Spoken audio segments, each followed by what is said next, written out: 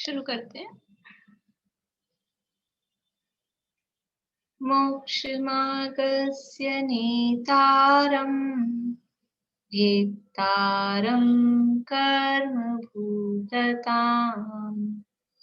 ज्ञातारं विश्वतत्त्वानां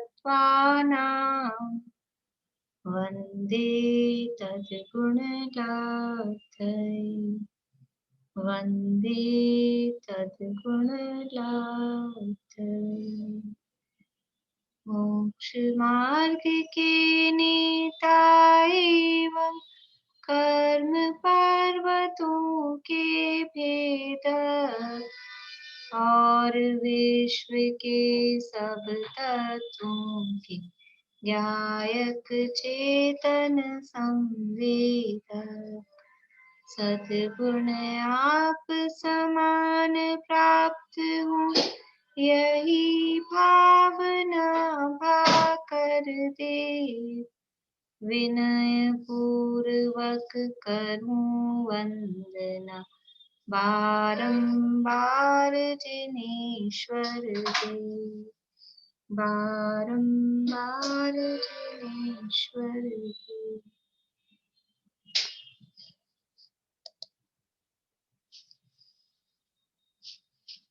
सूत्र बोलेंगे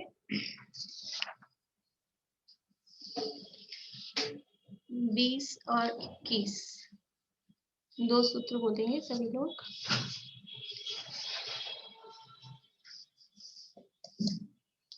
सुनीता आंटी शुरू करिए।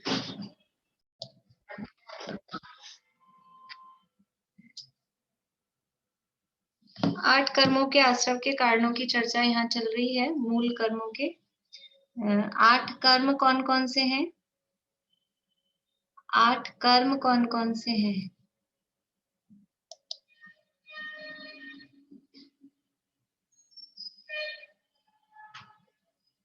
बोलिए, कुछ समझिए अजमेर। 8 कर्म कौन कौन से हैं?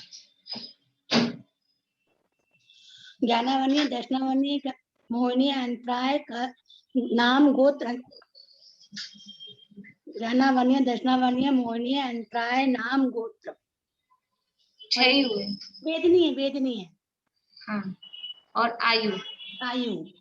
हाँ, ठीक है। बोलिए पारुल। ज्ञानावरण, दर्शनावरण, अंतराय, मोहनीय, नाम, आयु, नाम, गोत्र और वेदना। ठीक है। देखिए, थोड़ा सा क्रम से हमको बोलना चाहिए तो गड़बड़ नहीं होती है। या तो हम घाती अघाती के क्रम से बोले या फिर अभी आगे आएगा सूत्र। ज्ञानावरण, दर्शनावरण, वेदनीय, मोहनीय, आयु, नाम, गोत्र और अंतराय, ये क्रम है। या फिर घातिया अघातिया के क्रम से बोले तो ज्ञानावरण, दर्शनावरण, मोहनीय, अंतराय और वेदनीय, आयु, नाम और गोत्र, ऐसा। ठीक है। फिर भी ऐसा कोई वो नहीं है, पर वो क्रम से आगे अपन 8वें अध्याय में बात करेंगे इनका ये क्रम क्यों दिया है, इसके क्रम का क्या कारण है। और किसी भी चीज को एक सीरियल से याद करते हैं तो हमको भूलने के चांसेस कम रहते हैं, हमको ध्यान रहता है भी कौन सा बोल दिया कौन सा नहीं। आगे पीछे बोलते हैं तो ख्याल नहीं रहता है कौन सा छूट गया है, इसलिए क्रम से याद रखें। ये 8 कर्म है। इन 8 कर्मों में से आयु नाम का एक कर्म है। आयु कर्म के आश्रव के कारणों की चर्चा अपनी चल रही है। और आयु कर्म है, वो आयु कर्म कितने प्रकार का है? बोलिए सुधा जी। आयु कर्म 4 प्रकार का है। नरक आयु, त्रियंच आयु, मनुष्य आयु और देव आयु। बढ़िया। नरक, तिर्यंच, मनुष्य और देव, ये 4 प्रकार का आयु कर्म है। इसमें से नरक आयु के, तिर्यंच आयु के, मनुष्य आयु के आश्रव के कारणों की चर्चा हो चुकी है। देव आयु के आश्रव के कारणों की चर्चा यहाँ विशेष रूप से बता रहे हैं। क्या क्या है? सराग संयम, संयमा संयम, अकाम निर्जरा और बाल तप, ये देव आयु के आश्रव के कारण कहे। फिर आगे कहा सम्यक्त्वम च, सम्यक्त्व भी देवायु के आश्रव का कारण है। तो यहाँ पहले अपन इन शब्दों के अर्थ देख रहे हैं। सराग संयम, यद्यपि अपन ने जब 7वां वेदनीय कर्म के आश्रव के कारणों की चर्चा की थी तो सराग संयम उसमें भी शब्द आया था। भूत वृत्ति अनुकंपा दान सराग संयम आदि योग शांति शौचमिति सद्वेद्यस्य। तो वहां भी तो एक प्रश्न नहीं उठता है अपने को कि सराग संयम सातावेदिनी के आश्रव का कारण है कि देवायु के आश्रव का कारण है। सराग संयम से सातावेदिनी बंधेगा कि देवायु बंधेगी? तो कोई दिक्कत नहीं, दोनों बने, क्योंकि वो है वेदनीय कर्म, ये है आयु कर्म। अगर आयु में ही डबल होता कि ये भी बंध रही वो भी बंध रही तो हमको एक समस्या लगती, लेकिन वो कर्म अलग है, ये कर्म अलग है। और देवायु के साथ में देवगति के साथ में साता वेदनी ही बनती है, क्योंकि वहां पर तो साता ही साता का उदय है। देवगति में जब पहुंचते हैं तो वहां साता की उदीर्णा होती है, साता का ही मुख्य रूप से उदय रहता है। इसलिए वहां ये दोनों का कॉम्बिनेशन ही है कि देवायु बन रही है, जिन परिणामों से देवायु बन रही है उन्हीं परिणामों से सातावेदनी भी बन रहे हैं, इसलिए दोनों बन सकते हैं। एक बार में एक समय में कितने कर्म बन सकते हैं? 8 में से अभी एक समय पकड़ो, 2:48 हुआ, इसको अपन समझो ये एक टाइम हुआ, तो आप लोग उंगलियां दिखा सकते हैं, बढ़िया। 8 में से एक बार में कितने बंधेंगे? 1 बंधे, 2 बंधे, 3 बंधे, 4 बंधे, बढ़िया। सरोज आंटी आप दिखा के छुपा रहे हैं, अच्छे से दिखाइए, कंफ्यूज है। 8 कुछ लोग 7 दिखा रहे हैं, कुछ लोग 8 दिखा रहे हैं, 1 2 कोई भी नहीं दिखा रहा, बढ़िया। एक बार में आशा आंटी कहाँ है आपकी उंगलियां, कहाँ गए? चलिए, एक बार में यानी एक समय में कितने कर्म बनते हैं? कम से कम 7 तो बंधते ही हैं। 8 भी बन सकते हैं। 8 कब बनेंगे? जब आयु बंध रही होगी तो 8 बनेंगे, नहीं तो आयु नहीं बन रही है तो 7 कर्म एक साथ, मूल कर्मों में हम क्या देख रहे हैं, उत्तर प्रकृतियों में नहीं, 7 कर्म एक साथ बनते हैं तो वेदनी भी बंधेगा, और 8 बंध रहे हैं तो वेदनी भी बंधेगा, आयु भी बंधेगी। इसलिए इसमें आपस में कोई ऐसा नहीं है, कंट्रोवर्सी नहीं है, कोई विरोध नहीं है कि वो सराग संयम से साता वेदनी बंधे कि सराग संयम से देवायु बंधे, दोनों बन सकते हैं। ठीक है, तो देवायु के आश्रव के कारणों में भी सराग संयम दिया है और साता वेदनी के आश्रव के कारणों में भी सराग संयम दिया है। अभी सराग संयम है क्या चीज? सराग संयम का मतलब है संयम के साथ होने वाला राग। शब्दों से अर्थ देखें, संयम के साथ होने वाले राग को सराग संयम कहते हैं। लेकिन ये संयम क्या है और उसके साथ होने वाला राग क्या है, हमने तब भी चर्चा की थी जब साता वेदनी के आश्रव के कारण आए थे, और वापस से आज चर्चा करेंगे कि संयम के साथ होने वाला राग क्या है। संयम होता है मुनिराजों की, सीधा सीधा सा अपन ऐसा समझ लें। संयम किसे कहते हैं, वो संयम की परिभाषा वो अलग है, लेकिन किसके होता है उससे हमको जल्दी समझ में आ जाता है। संयमी होते हैं मुनिराज, संयम होता है मुनिराजों की, मुनिराज से जो नीचे हैं उनके संयम नहीं होता है। ठीक है, संयमी कहलाते हैं मुनिराज। अब उस संयम के साथ में जो राग है, संयमी है मुनिराज, और उन मुनिराजों के उस संयम के साथ में राग भी होता है। कभी तो आप कहते हो मुनिराज वीतरागी हैं, हमारे देव वीतराग, हमारे गुरु वीतराग, और कभी कह रहे हैं कि मुनिराजों के राग होता है, तो होता है। 4 कषाएं आपको बताई थी, 4 कषाएं कौन सी होती है? 4 कषाएं रंजू भाभी, 4 कषाएं कौन सी होती हैं?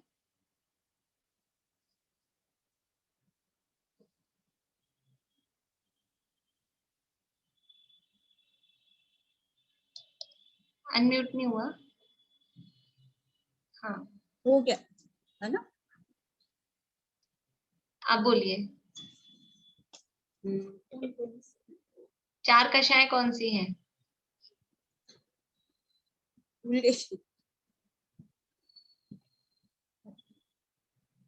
चार कषाएं नहीं, बीना भाभी? क्रोध मान माया लोभ। ठीक है, शीला भाभी?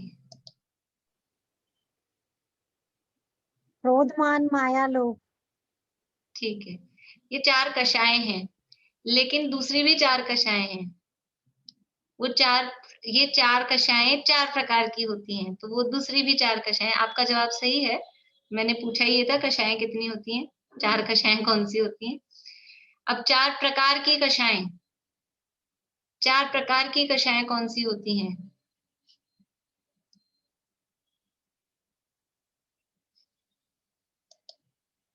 सुलोचना जी बोलिए। ये अर्थ ध्यान, बोध ध्यान नहीं, 4 प्रकार की कषायें।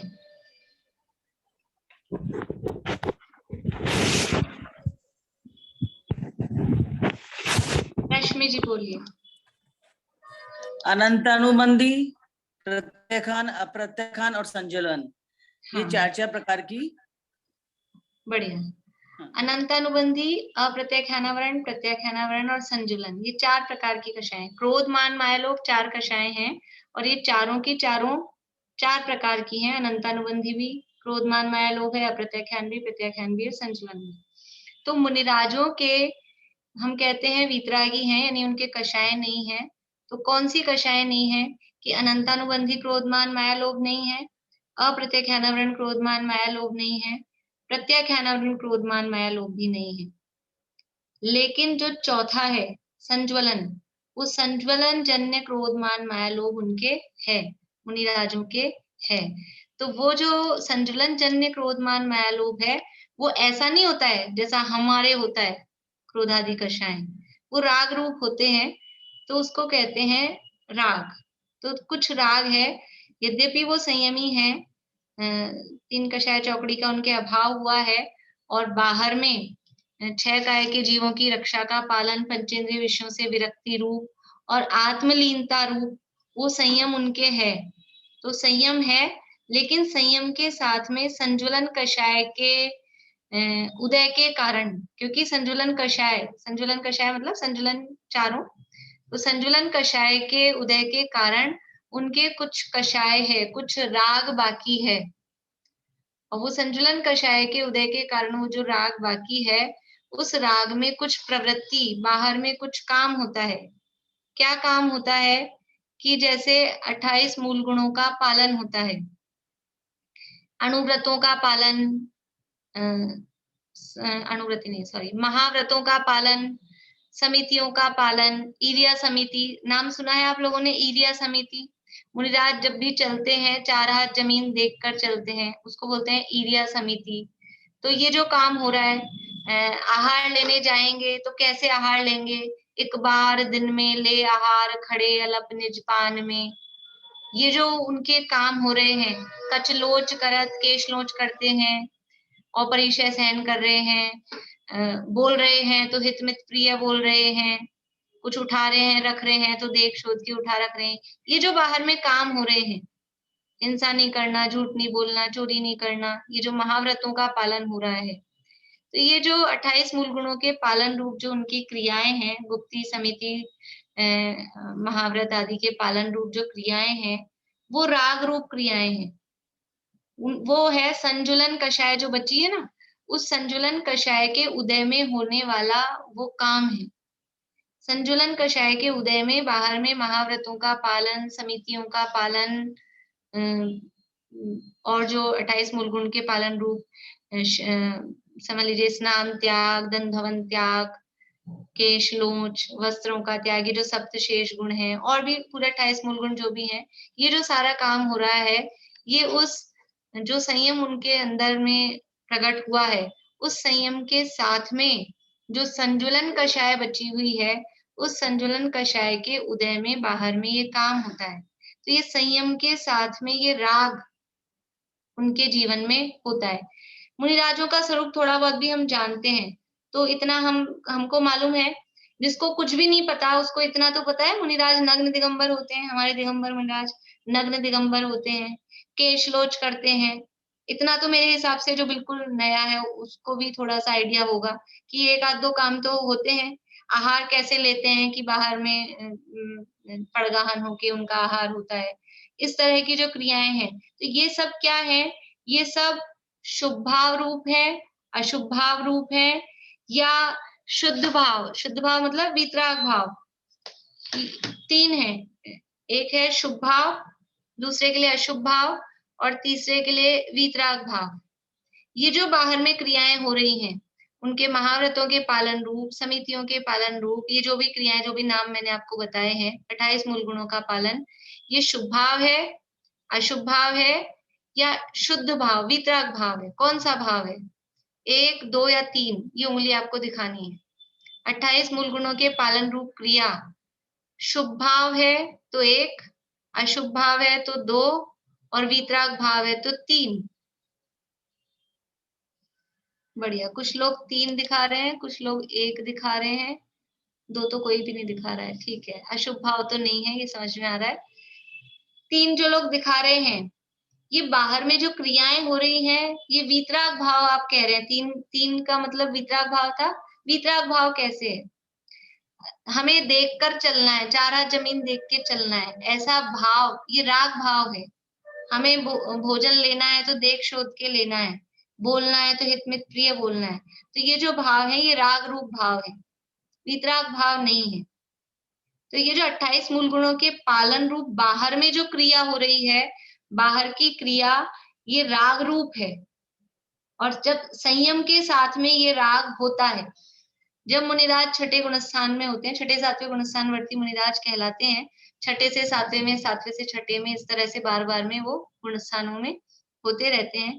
तो कभी वो आत्मानुभव की दशा में जाते हैं, अंदर वीतराग भाव होता है, और कभी बाहर में जब आते हैं तो स्वाध्याय करने का भाव आया, उपदेश देने का भाव आया, या गमन करने का भाव आ रहा है तो देख के चलें, आहार लेने का भाव आ रहा है तो देख शोध के आहार लें, कुछ बोलने का भाव आ रहा है तो हित मित प्रिय बोलें, इस तरह के भाव उनको आते हैं।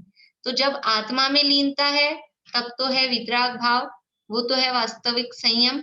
और जब बाहर में ये क्रियाएं होती हैं तो वो संयम के साथ में होता है राग, संयम के साथ में ये राग है। तो ये जो संयम के साथ में राग है उसको बोलते हैं सराग संयम। समझ में आया आप लोगों को? सराग संयम किसे कहते हैं? संयमी मुनिराजों के संयम है, संयमी हम बोल ही रहे हैं, उनके संयम तो है, प्रमुखता से संयम ही है, लेकिन उस संयम के साथ में राग भी रहता है, क्योंकि वो भगवान नहीं बने अभी। यदि भगवान हो जाते तो ये इतना सा भी राग नहीं रहता, संजुलन कषाय भी नहीं रहती, चारों कषायों का अभाव हो जाता। लेकिन अभी वो मुनिराज हैं, मुनि अवस्था में है, एक कषाय संजुलन कषाय चौकड़ी क्रोधमान माया लोग, वो उनके बाकी बचे हुए हैं। तो उस संजुलन कषाय के काम में बाहर में ये थोड़ा सा राग उनको होता है। तो संयम के साथ होने वाला राग वो कहलाता है सराग संयम। अब जो मुनिराज हैं उनके ये अनुव्रत नहीं, उनके जो महाव्रत समिति आदि पालन रूप जो क्रिया हो रही है, ये जो क्रिया है, इन क्रियाओं के समय आयु बंद हो रहा है।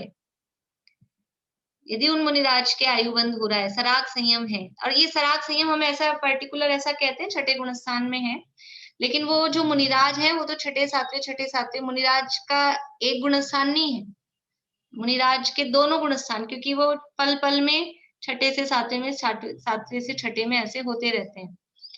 फिर भी सराग संयम कहा जाता है छठे गुणस्थान में। तो वो जो मुनिराज हैं, उन मुनिराज के यदि आयु बंद होती है, सराग संयमी मुनिराज हैं, उनके आयु बंद होता है, तो कौन सी आयु बंधेगी? तो वो सराग संयम है, वो देव आयु के आश्रव का कारण है। वो यहाँ बता रहे हैं कि मुनि दशा है, सच्चे भावलिंगी मुनिराज हैं, तो उनको कौन सी, हमारे हिसाब से कौन सी आयु बननी चाहिए? मुनिराज को तो देव आयु बननी चाहिए। तो संयमी मुनिराज हैं, लेकिन वो आयु का बंध का कारण क्या है? आयु बंध का कारण संयम है कि सराग है? सराग संयम में 2 शब्द हैं, सराग और संयम। तो वो जो सरागता है वो बंध का कारण है कि जो संयम है वो बंध का कारण है? तो इन दोनों में से जो संयम है ना, संयम तो वास्तव में आत्मा का परिणाम है, वास्तव में वो बंध का कारण नहीं है, लेकिन उस संयम के साथ में वो सरागता, सराग जो चीज है, वो जो राग आया ना ऐसा, वो राग वास्तव में बंध का कारण है। ये हमको ध्यान में रखना चाहिए। संयम वो बंध का कारण नहीं होता, संयम है वो तो आत्मा का परिणाम है, वो बंध का कारण नहीं है। लेकिन उस संयम के साथ में राग साथ में लगा हुआ है, तो वो जो राग लगा हुआ है वो बंध का कारण होता है। तो ये सराग संयम यानी कि जो मुनिराज हैं, मुनिराज के संयम के साथ में जो भी राग होता है, वो राग किस टाइप का होता है, ऐसा नहीं कुछ भी राग आ जाएगा। उनके राग की जो टाइप है, उनके राग का जो क्वालिटी है वो पर्टिकुलर है, फिक्स है। वो संजुलन जन्य राग कौन सा होगा, ये 28 मूल गुणों के पालने रूप वही राग होगा। ऐसा राग नहीं होगा कि अब घर में गृहस्थ दशा में उनके पुत्र पुत्री थे, इन्होंने तो दीक्षा ले ली, अब आपने कहा ही है संयम के साथ थोड़ा सा राग होता है तो हमको उनके प्रति राग है तो थोड़ा इनके शादी विवाह में ध्यान दे लें। ऐसा राग नहीं होगा, ऐसा राग नहीं होगा। संजुलन जन्य राग क्या होगा कि गमन करेंगे तो 4 हाथ जमीन देख के करेंगे, कुछ उठाएंगे रखेंगे तो देख शोध के उठाएंगे रखेंगे, आहार लेंगे तो देख शोध के लेंगे, या आहार लेने का भाव आ रहा है, ये राग है। ये सारे राग होंगे, उनकी भूमिका के योग्य यही राग हैं। ऐसा कोई सा भी राग जैसे हम लोगों के होता है, ऐसा आप समझो कोई राग आपने कह दिया तो कोई सा भी राग उठा के लगा लो, वो नहीं।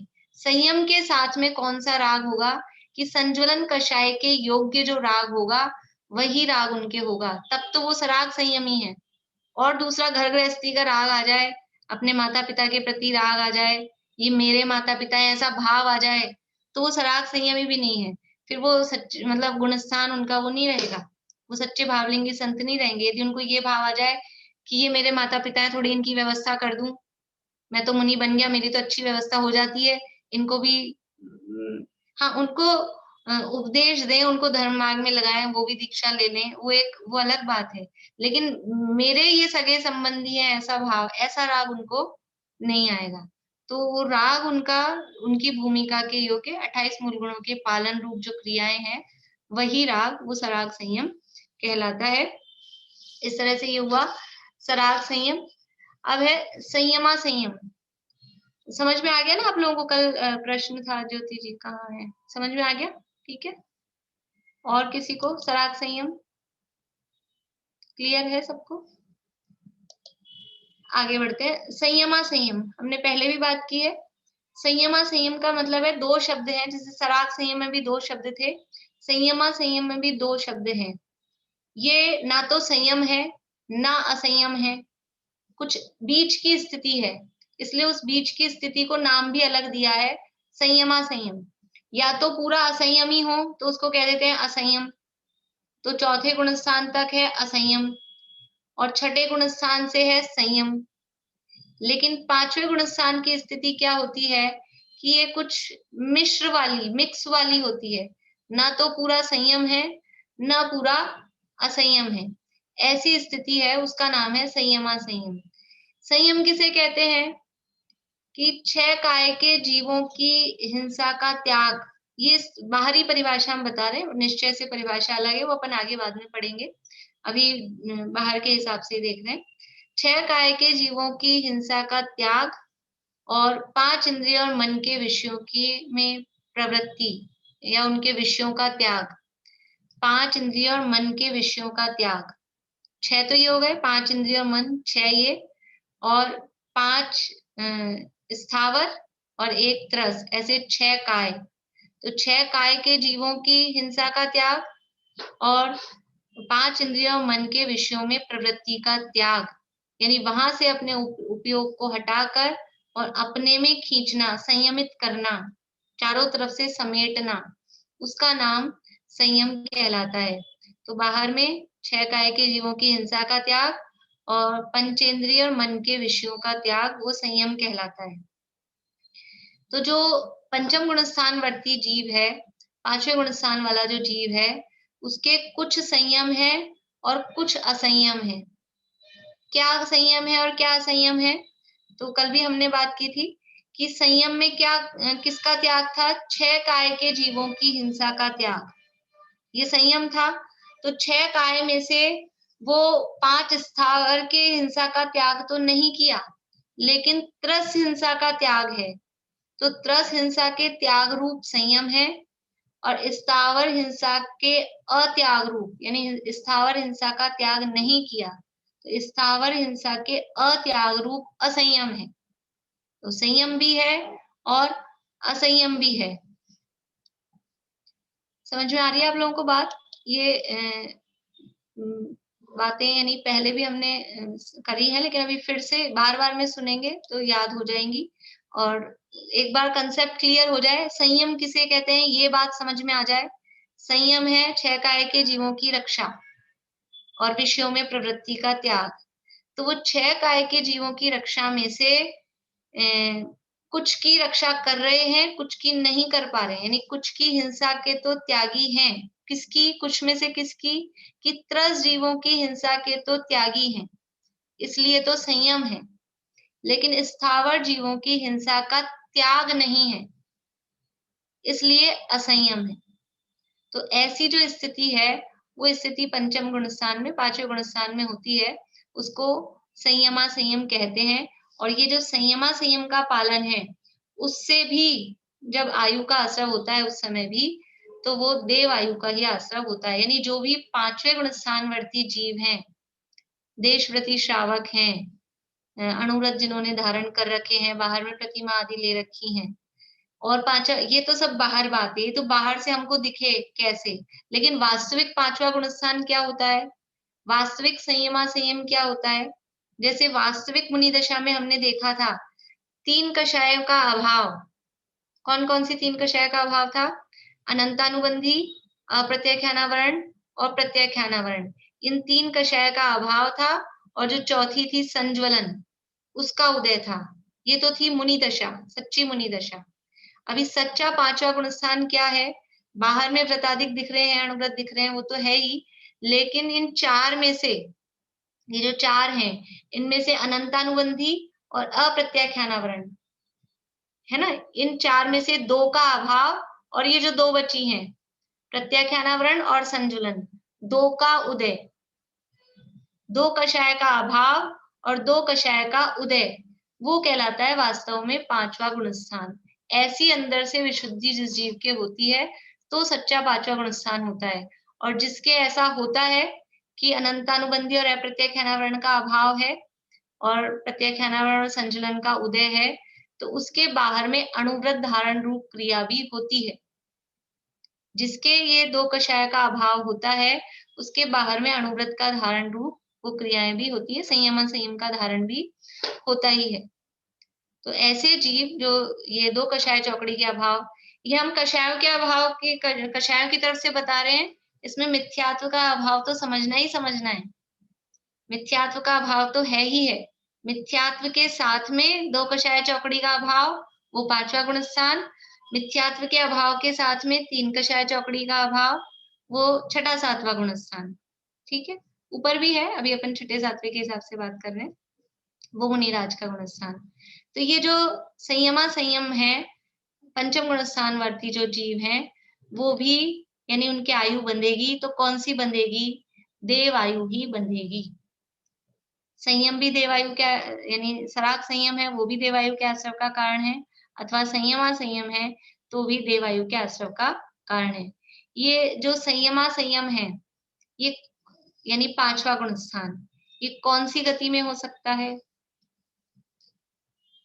5वां गुणस्थान, अभी आप पहले संख्या बता दीजिए। एक गति में हो सकता है, 2 में, 3 में या 4 में, ऐसा उंगली से। 1 2 2 1, कुछ लोग 1 दिखा रहे हैं, कुछ लोग 2 दिखा रहे हैं, 3 या 4 कोई भी नहीं दिखा रहे। चलिए 3 वाले भी हैं। हाँ, स्नेहलता जी, 3 कौन कौन सी हैं? ज्योतिष, व्यंतर और भवनवासी। नहीं नहीं, ये गतियां नहीं है, ये तो देवों के भेद बता रहे हैं। गतियां कौन सी हैं? 4। अच्छा, देव मनुष्य गति, देवगति वाली। तो फिर तो 3 मनुष्य और देवगति भी। ठीक है, प्रश्न क्या था? प्रश्न क्या था? प्रश्न ये था, हो सकता है कितनी आप लोग गतियों में होती है? ये संयमा संयम कौन कौन किन सी गतियों में होता है, ये प्रश्न है। यानी पांचवा गुणस्थान कौन सी? कौन कौन सी गति में होता है, ये प्रश्न है। यानी कितनी गति में होता है? तो जवाब, सही जवाब है 2 गतियों में होता है। एक भी सही नहीं है, 3 तो सही है ही नहीं। पांचवा गुणस्थान 2 गतियों में हो सकता है, एक मनुष्य गति में और एक तिर्यंच गति में। तिर्यंच गति के जीव भी पांचवा गुणस्थान प्राप्त कर सकते हैं, संयमा संयम धारण कर सकते हैं। देव और नरक गति में ये समझ लीजिए सौभाग्य प्राप्त नहीं है। देवों को और नारकियों को ज्यादा से ज्यादा यदि गुणस्थान होगा तो वो चौथा गुणस्थान ही होगा, उससे ऊपर नहीं होगा। अंकल आपको कुछ पूछना है? कुंडल नहीं मतलब 2 ही गति में हो सकता है।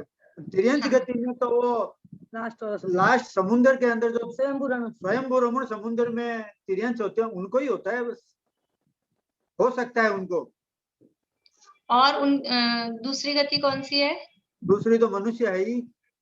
हाँ, तो ऐसा नियम नहीं है कि वहां पर पाए जाते हैं पंचम गुणस्थान वर्ती तिर्यंच, यहाँ भी हो सकता है जहाँ भी ये अपने कर्म भूमि है। यहाँ हो सकता है इनको, शेर चीता इनको। हाँ, पंचम गुणस्थान हो सकता है। भाभी, बोले? तो ये लोग छान के पानी पीना और ये सब कैसे करेंगे? मतलब तिर्यंच कैसे करेंगे? ठीक है, व्रत बोलिए उपवास भी लेते हैं।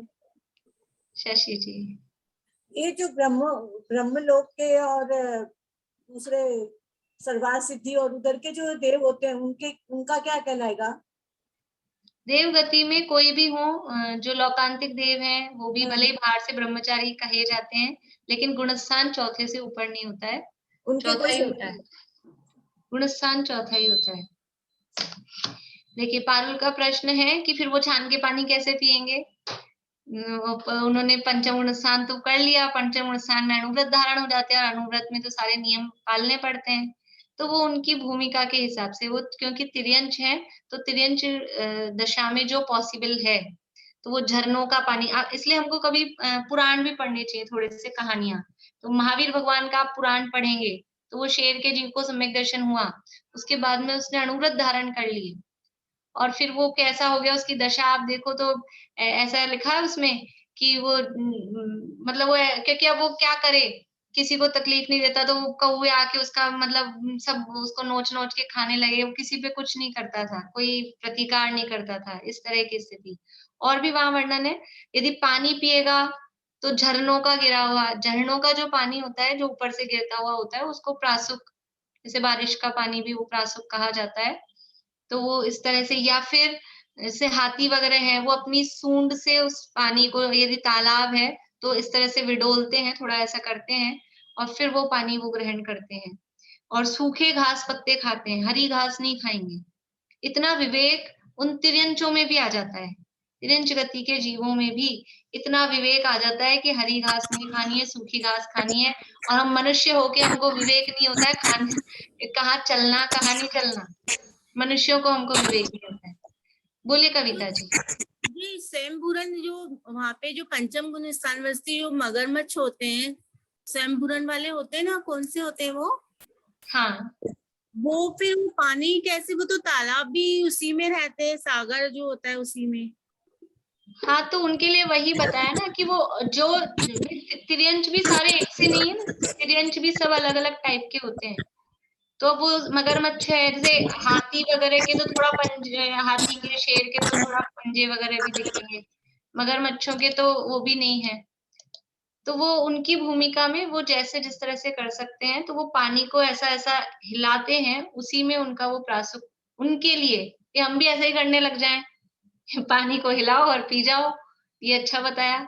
तो वो अपनी अपनी भूमिका के हिसाब से जिसके जो योग्य हो, तो तिर्यंच गति में वहां जो पॉसिबल है उस हिसाब से वो फिर मछलियां वगैरह नहीं खाते हैं, यद्यपि वो सब ये तो मांसाहारी होते हैं, लेकिन वो जो मगरमच्छ हैं वो वहां की मिट्टी या कुछ इस तरह की घास वो वहां खाते हैं, मछलियां वगैरह नहीं खाते हैं, ऐसा उसमें वर्णन मिलता है।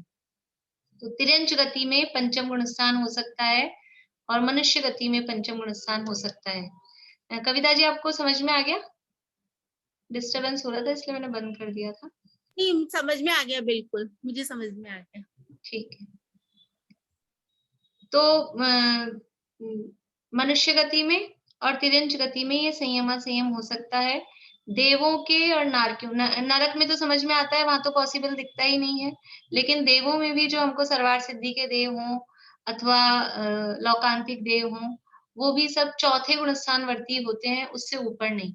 संयम नहीं होता, अविरत सम्यक दृष्टि ही होते हैं। तो ये संयम है, वो देवायु के आश्रव का कारण है। दो समझ में आ गए, सराग संयम और संयम। अब तीसरा शब्द है अकाम निर्जरा। अकाम निर्जरा किसे कहते हैं? अकाम निर्जरा की चर्चा भी अपन ने तब की थी। बोलिए प्रेमलता जी, अकाम निर्जरा किसे कहते हैं? अनिच्छा पूर्वक भूख प्यास को शांति पूर्वक सहन करने को से जो कर्म जड़ते हैं उनको अकाम निर्जरा। बढ़िया। बिना इच्छा के, हमारी इच्छा तो नहीं थी, लेकिन बिना इच्छा के जो प्रतिकूल परिस्थितियां आई, कुछ भी ऐसी परिस्थितियां आई, भूख प्यास आदि की और भी, तो बिना इच्छा के वो प्रतिकूल परिस्थितियों को शांत भाव से सहन कर लेना।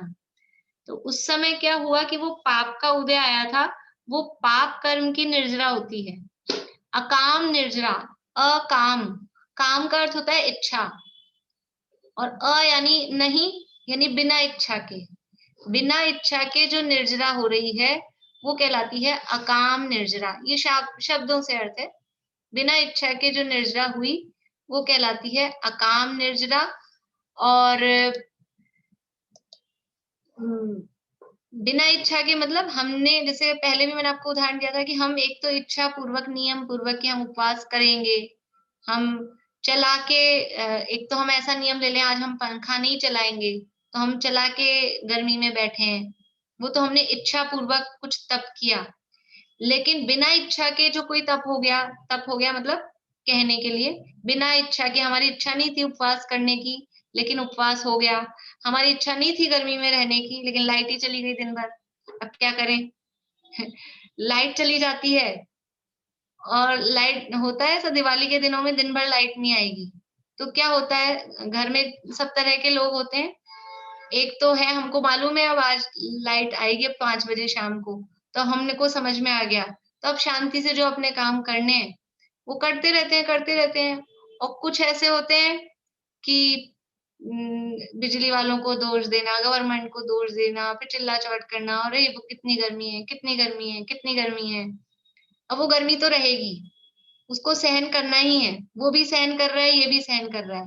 लेकिन एक व्यक्ति जो सहन कर रहा है वो शांति से, तो वो कहलाएगी अकाम। यदि भी उसकी इच्छा नहीं है, यदि लाइट आ जाए अभी तो पंखा चला लेगा, तो इच्छा नहीं, त्याग नहीं किया है कि आज हमारे पंखा चलाने का त्याग है, तो त्याग नहीं किया है, बिना इच्छा के अपने आप पंखा बंद है, तो उस समय वो जो परिस्थिति बनती है उस समय शांति रखे, तो वो कहलाती है अकाम निर्जरा। और हम नियम पूर्वक, इस तरह के नियम आते हैं मंदिरों में, कभी कभी लेते हैं, आज 1 घंटा पंखा चलाने का त्याग है, या और दूसरी तरह के इस तरह के नियम, तो हमने चला के जो किया है वो तो हमने बुद्धि पूर्वक काम किया है, तो उसका विशेष फल होता है। और ये बिना इच्छा के ही जो हो गया है, लेकिन उसमें शांति रखी है, तो पाप कर्म की निर्जरा होती है, उस समय पुण्य का बंध होता है, उसको अकाम निर्जरा कहते हैं। ये ऐसी अकाम निर्जरा मिथ्या दृष्टि जीवों के होती रहती है, हो सकती है, यानी सामान्य रूप से जो निर्जरा है, जो निर्जरा तत्व कहा जाता है, मोक्ष मार्ग में जो निर्जरा होती है वो सम्यक दृष्टि जीवों के ही होती है। मोक्ष मार्ग में जिस निर्जरा तत्व की बात होती है, 7 तत्वों में जिस निर्जरा की बात होती है, वो तो सम्यक दृष्टि ज्ञानी जीवों के ही होती है।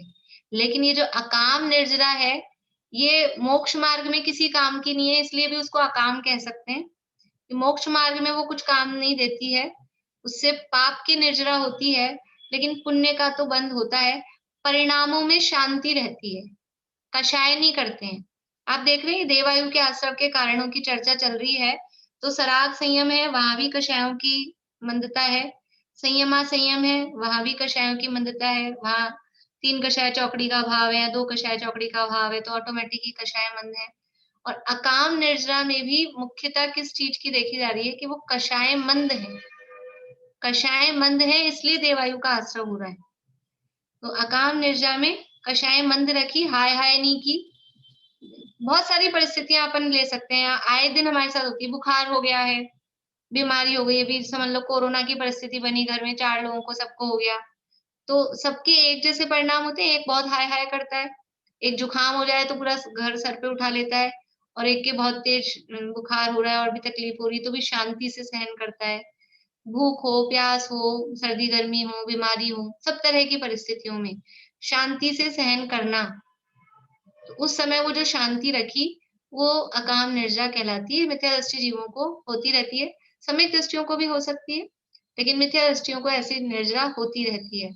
तो उस समय जो ये शांत परिणाम रखे, उस समय यदि आयु बंद होती है तो कौन सी आयु बंद होगी कि वो देवायु, तो यह अकाम निर्जरा है, वो देवायु के आश्रव का कारण है। फिर है बाल तपांसी। बाल तपांसी शब्द है उसमें मूल बाल तप। बाल तप किसे कहते हैं? बालों से क्या तप करेंगे? बालों को उखाड़ उखाड़ के फेंक दो कि बालों को धूप में रखो? बाल तप का क्या मतलब है? बोले बीना भाभी। जो आत्मज्ञान के बिना तप करते हैं ना, व्रत उपवास करते हैं, वो बाल तप। बढ़िया। आत्मज्ञान के बिना यानी अज्ञानता पूर्वक, आत्मज्ञान नहीं है तो अज्ञान है, आत्मज्ञान ही ज्ञान है, शेष सभी अज्ञान, ऐसा स्लोगन चलता है। आत्मज्ञान ही ज्ञान है, शेष सभी अज्ञान, विश्व शांति का मूल है वीतराग विज्ञान, ऐसा हमारे प्रशिक्षण शिविर का स्लोगन है। तो आत्मज्ञान नहीं है इसका मतलब अज्ञान है। तो अज्ञानता पूर्वक जो भी तप किया, अज्ञानता पूर्वक जो भी तप किया मतलब अनशन किया, नोदर किया यानी उपवास किए, बाहर में एक टांग पे खड़े रहे, धूप के कष्ट सहे, सर्दी के, गर्मी के, भूख के, प्यास के ये कष्ट सहे, लेकिन अज्ञानता पूर्वक, आत्मज्ञान नहीं था, सम्यक दर्शन नहीं था, लेकिन तेला किया, 10 लक्षण के उपवास किए, और ये अपने हिसाब से बता रही हूँ, बाहर में और दूसरे भी जो अन्य मत में भी करते हैं, आत्मज्ञान नहीं है, कुछ सम्यक ज्ञान नहीं है, लेकिन अन्य मती जीव भी वो व्रत उपवास वगैरह इस तरह के करते हैं, और भी बाहर में जिसको वो तप कहते हैं कि धूप में खड़े रहते हैं, एक टांग पे खड़े रहते हैं, इस तरह के भी तप। तो अज्ञानता पूर्वक भी जो तप किए हैं और उनमें कषायों की मंदता रही है, तो अज्ञानता पूर्वक किए गए तप वो बाल तप कहलाते हैं, और उससे भी देवायु का आश्रव होता है। इसलिए ये सराग संयम, संयमा संयम, अकाम निर्जरा और बाल तप ये देवायु के आश्रव के कारण है। अभी हमने इन शब्दों के अर्थ से देखे हैं।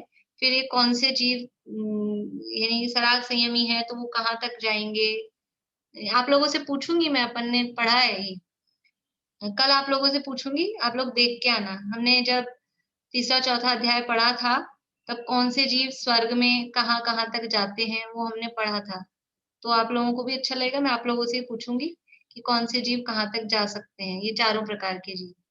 अब है इसमें आगे सम्यक्त्वम च, तो ये कहा सम्यक्त्व भी देवायु के आश्रव का कारण है।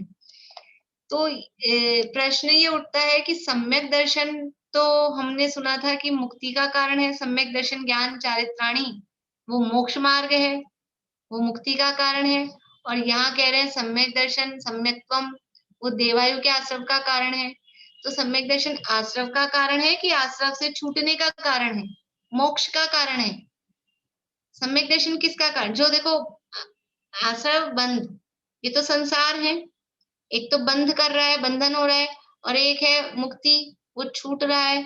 तो जो मुक्ति का कारण है वही छूटने का कारण होगा, जो छूटने का कारण है वही बंधन का कारण होगा। एक से होंगे क्या दोनों के कारण?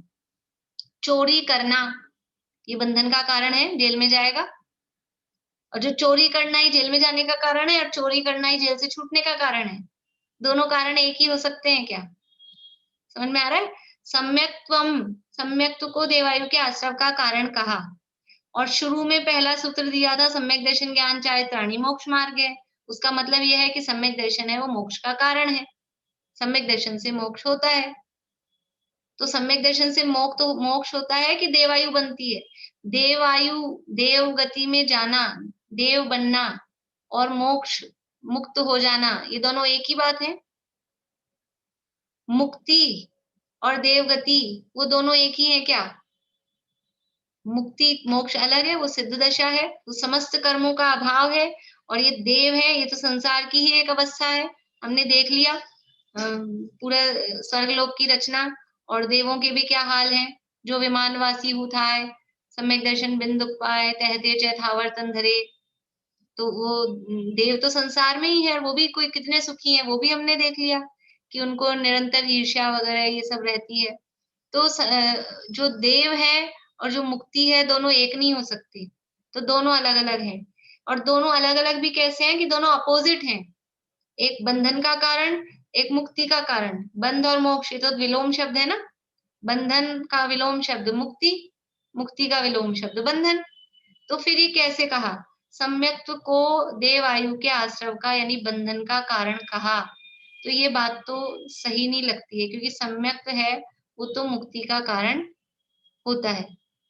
तो वास्तव में ये बात सही है, सम्यक दर्शन है वो बंधन का कारण नहीं होता है, देवायु के बंध का कारण भी नहीं होता है। फिर यहाँ क्यों कहा? तो यहाँ इसलिए कहा कि जैसे अभी संयम के साथ हमने देखा था कि संयम के साथ राग है, ऐसे ही जो सम्यक दृष्टि जीव हैं उनको सम्यक दर्शन के साथ में अभी राग बचा होता है। सम्यक दर्शन होते ही मोक्ष नहीं हो जाता है, तो सम्यक दर्शन के साथ में जो राग रहा, वो उस राग से जो बंधन होता है वो देवायु का होता है।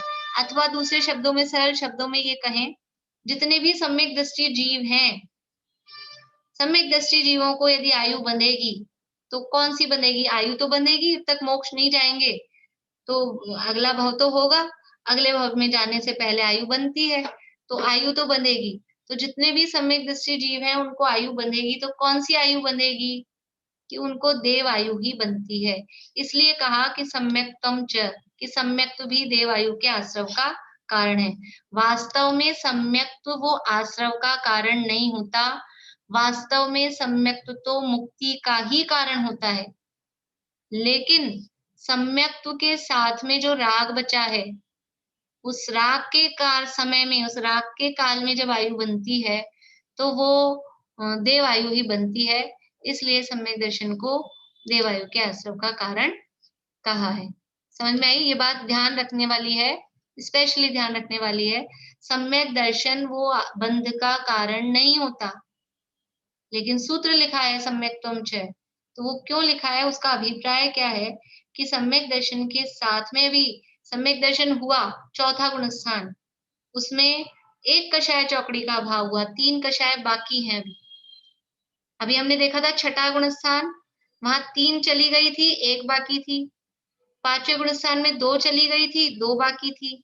अभी चौथे गुण स्थान में 1 गई है अनंतानुबंधी, बाकी की 3 अभी बाकी हैं।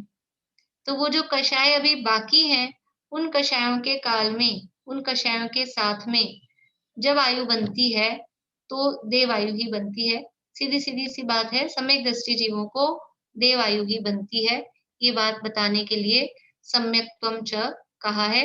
वास्तव में सम्यक दर्शन वो आयु यानी किसी भी तरह के बंधन का कारण नहीं होता है, वो तो बंधन से छूटने का ही कारण होता है, ऐसा यहाँ पर बताया है।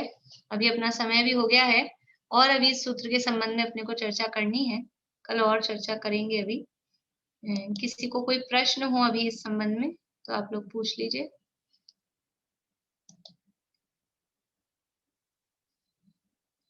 बोलिए मनोरमा आंटी। उदीरना यानी क्या होता है? फिर से बोलिए। उदीरना किसे कहते हैं? उदीरना, उदीरना का मतलब है, एक तो होता है उदय, उदय समझ में आता है आप लोगों को?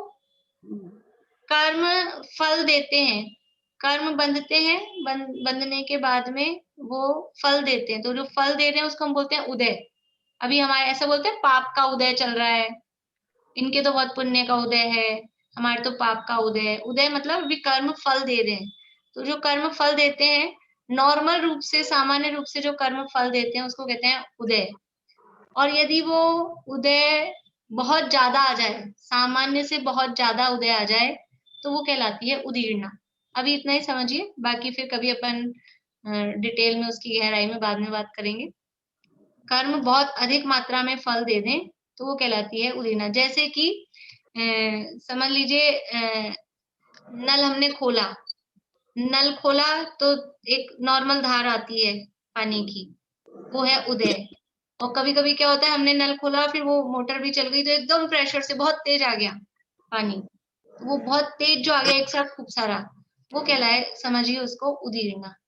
या समझ लीजिए कहीं से बूंद बूंद पानी टपक रहा है और बूंद बूंद टपकते टपकते एकदम से ही बहुत सारा आ जाए तो वो उदीर्णा। या आप तेल के पीपे में से तेल निकाल रहे हैं तो एक सामान्य सी धार आती है, और कभी कभी क्या होता है किसी का धक्का लग गया या खुद को ही ऐसा हुआ तो एकदम से वो पूरा डल जाता है, वो पूरा एकदम से आ गया, तो वो हो गई उदीर्णा।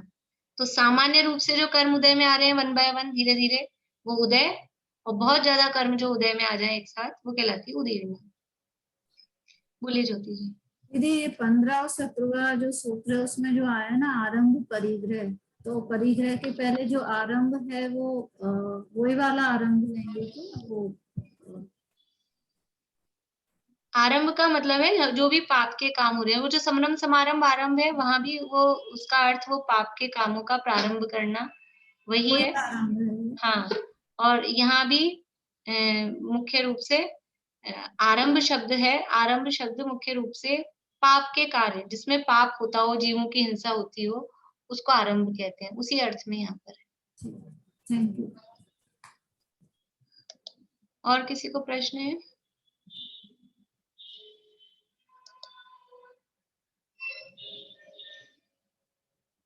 बोलिए सुमन जी।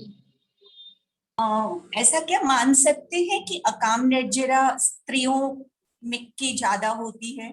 क्योंकि साधारणतः हम देखते हैं ना कि घर गृहस्थी में वो अपना ध्यान नहीं रखती या पेशेंस रखती है, सहनशील होती है। कह सकते हैं, लेकिन ऐसा नियम तो नहीं है। और फिर एक्चुअल में वो डिपेंड करता है परिणामों पे।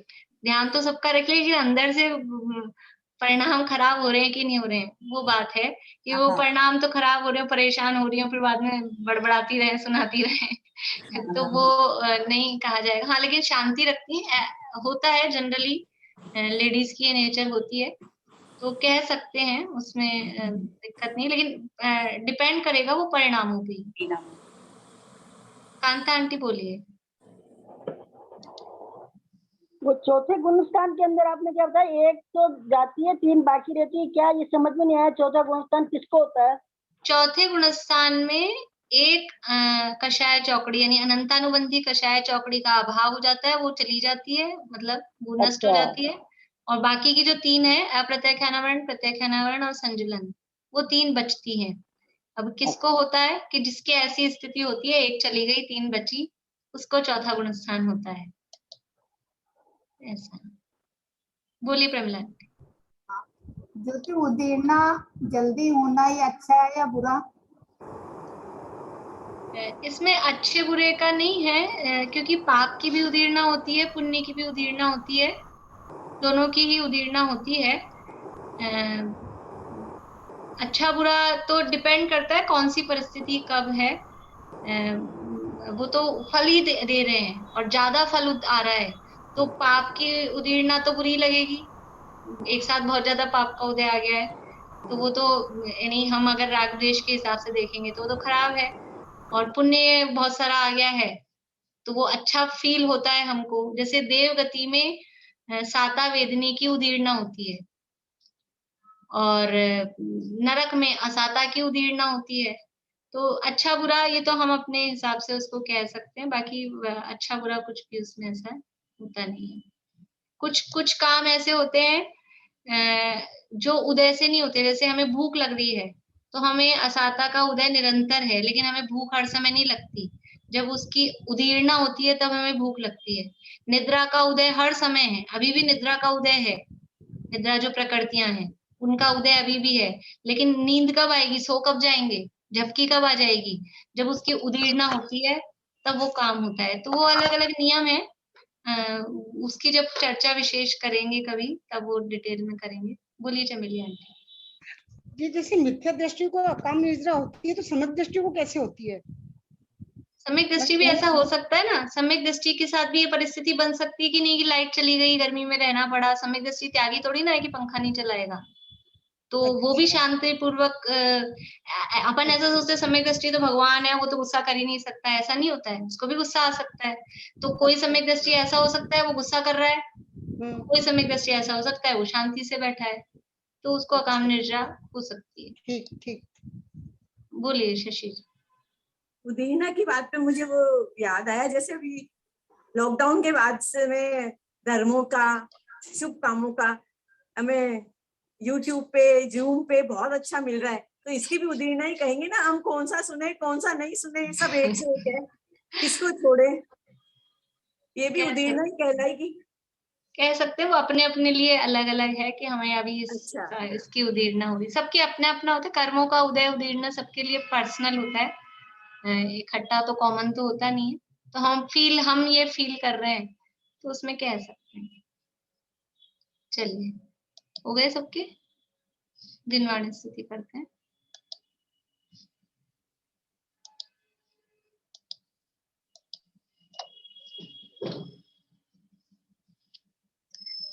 हे चक्रधर जगजीत कर षटखंड को निज वश किया, पर आत्मा निज नित्य एक अखंड तुम अपना लिया।